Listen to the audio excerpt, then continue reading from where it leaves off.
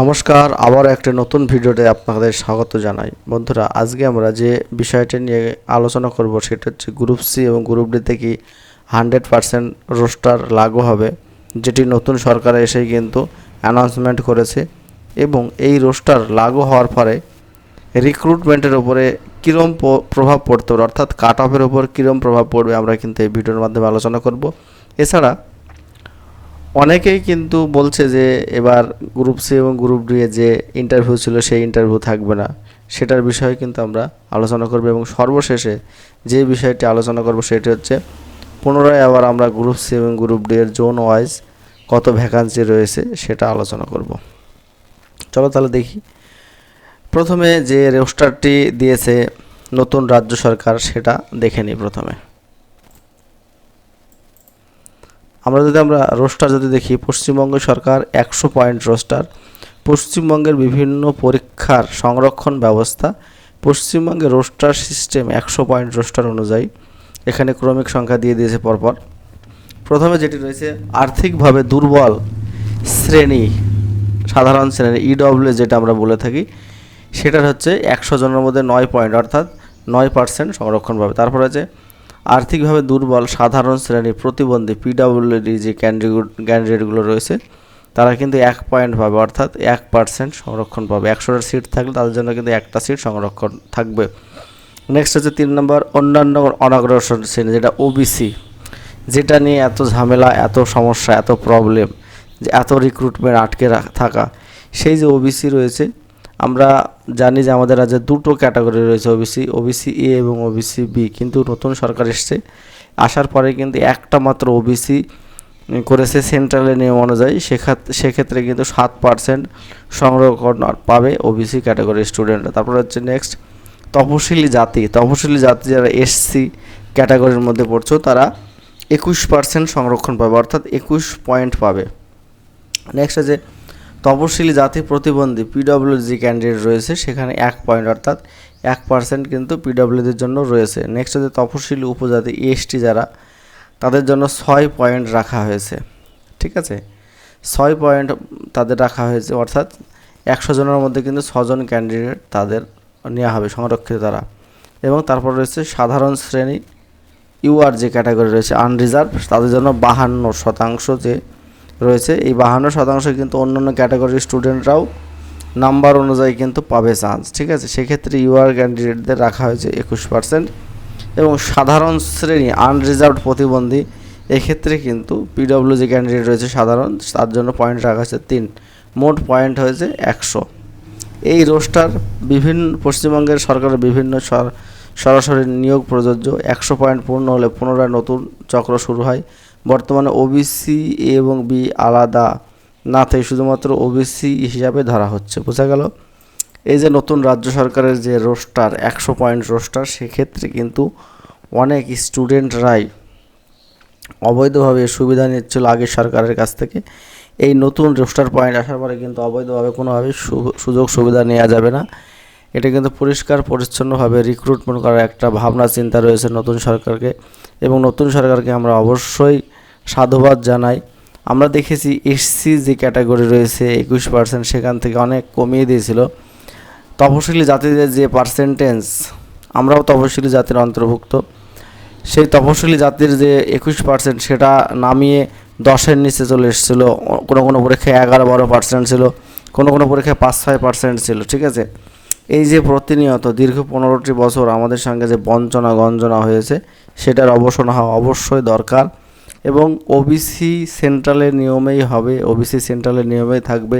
আপনারা নিশ্চয়ই জানেন সমস্ত ওবিসি ক্যান্সেল করে শুধুমাত্র 66টি জাতির জন্য, 66টি টাইটেলের জন্য কিন্তু ওবিসি মান্যতা দিয়েছে পশ্চিমবঙ্গের নতুন সরকার। বোঝা গেল?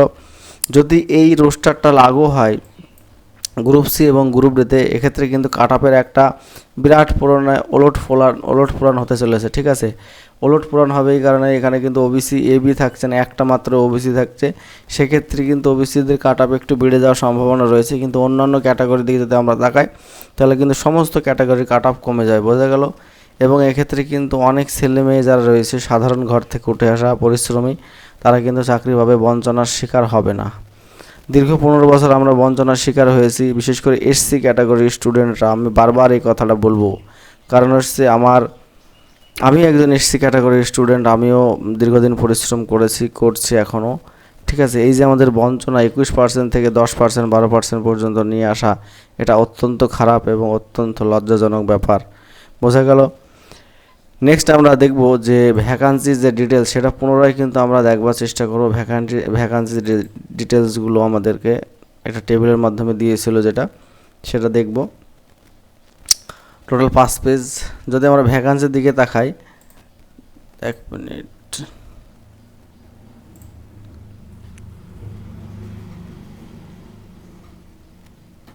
অনেকেরই কিন্তু এই ভ্যাকান্সিটা বুঝতে সমস্যা হচ্ছিল। ভ্যাকান্সিটা কীভাবে কি সেটা আমি একটু বোঝানোর চেষ্টা করব। টোটাল যে গ্রুপ সির পোস্ট ছিল 2989টি।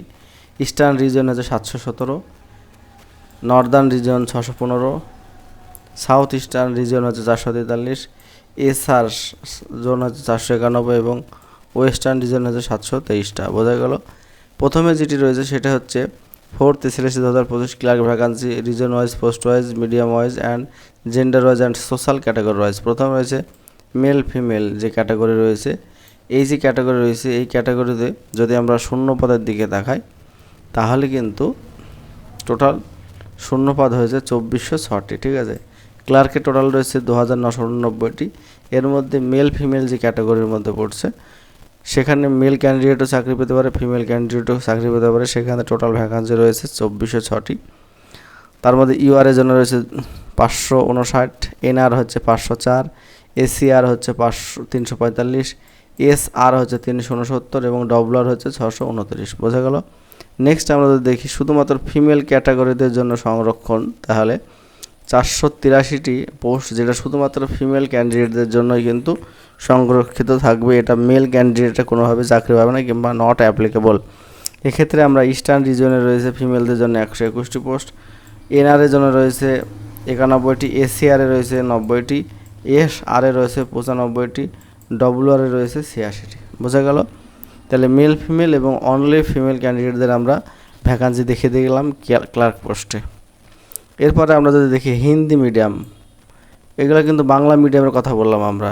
এই প্রথম দুটো হচ্ছে বাংলা মিডিয়াম, তারপর হচ্ছে হিন্দি মিডিয়ামে টোটাল ভ্যাকান্সি রয়েছে মেল ফিমেল ক্যান্ডিডেটদের জন্য 62টি। ডিটেলস আপনারা দেখতে পাচ্ছেন। হিন্দি মিডিয়ামে ফিমেল ক্যান্ডিডেটদের জন্য সংরক্ষিত রয়েছে ক্লার্ক পদে 13টি পোস্ট।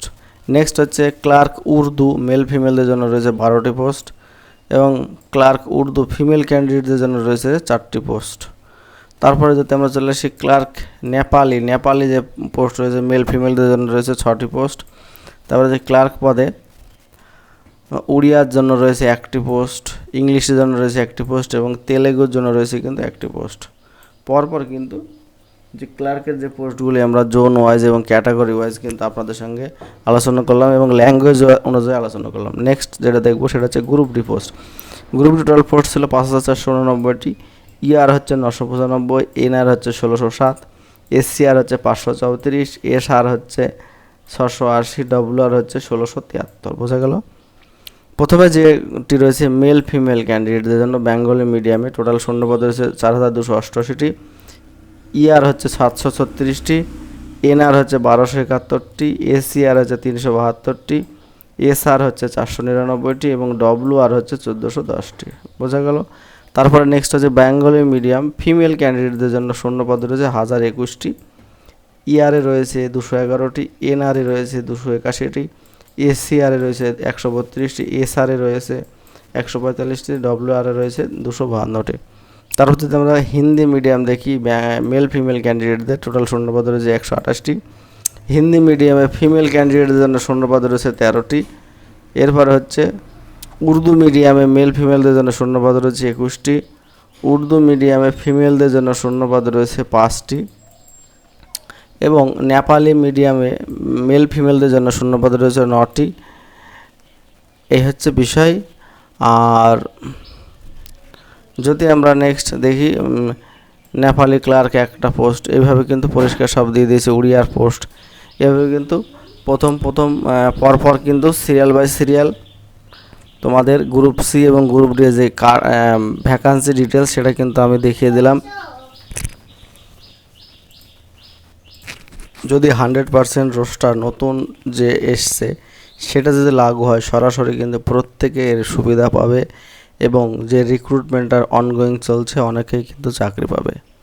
আমার মনে হয় সরকার এইটাতে লাগু করবে না হয়তো, কারণ যেহেতু রিক্রুটমেন্ট প্রসেসটা অনেকটা এগিয়ে গেছে এবং এটাও একটা স্পষ্ট যে সরকার কিন্তু স্বচ্ছভাবে নিয়োগের একটা ভাবমূর্তি তৈরি করেছে এবং সব দিক বিবেচনা করে সব দিক পরিষ্কার পরিচ্ছন্নভাবে খাতাপত্র ঘেঁটে সব ঠিকঠাক করে তবেই কিন্তু গ্রুপ সি গ্রুপ ডির রেজাল্ট এবং নিয়োগ সম্পন্ন করবে সরকার। সেই জন্য অপেক্ষা করতে হবে সকলকে, অপেক্ষা না করলে কিন্তু এর সুরাহা হবে না। হঠাৎ করে রেজাল্ট বের করে দিলে কিন্তু অনেক রকম সমস্যায় ভুগতে হবে। দেখা গেল যে অনেক ভালো রেজাল্ট করেছে যারা, তারা চাকরি পাবে না, অনেকে কিন্তু পড়াশোনা করেনি তারা কিন্তু চাকরি পেয়ে যাবে। এই হচ্ছে বিষয়, সেই জন্য আমাদের অপেক্ষা করা ছাড়া কোনো রকম পথ নেই বর্তমানে। এই হচ্ছে বিষয়। ঠিক আছে বন্ধুরা, এই ছিল আজকের বিশেষ বার্তা। প্রত্যেকের জন্য যদি ভিডিওটি ভালো লাগে অবশ্যই একটা লাইক শেয়ার কমেন্ট করবে, আর চ্যানেল নতুন হলে অবশ্যই চ্যানেলটি সাবস্ক্রাইব করে পাশে দেওয়া বেল আইকনটি বাজিয়ে রাখবে।